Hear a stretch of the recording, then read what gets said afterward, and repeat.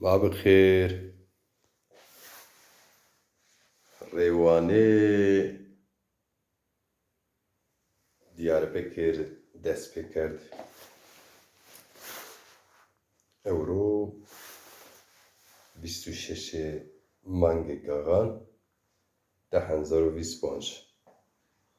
Ankara Rêwanê Diyarbekir Semêrê gaganê Diyarbekir û teşkîlatanê ma Diyarbekir ku xebatên gurên azad bêjên dezapar zêrkerdişê cê xebat vedetiş çîno.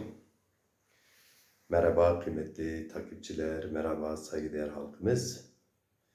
Evet, gece yarısı sabaha doğru saat 3. Diyarbakır yolculuğu. Gagan hazırlığı devam ediyor. Diyarbakır Gagan'a herkes bekliyoruz. Herkesin Gagan'ını kutluyoruz. Saygılar, sevgiler. Dezapar bana mı böyle güzel yoksa gerçekten bu kadar güzel? Bence Dezapar'ın kendisi zaten güzel, temiz bir parti. Evet, sahip çıkılması gereken tertemiz bir sayfa. Demokrasi Zamanı Partisi tertemiz bir sayfa. Türkiye'nin en temiz partisi.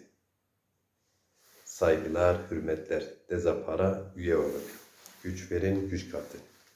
Hepinizin Gagan'ını en içten, en sıcak dileklerimle kutluyorum.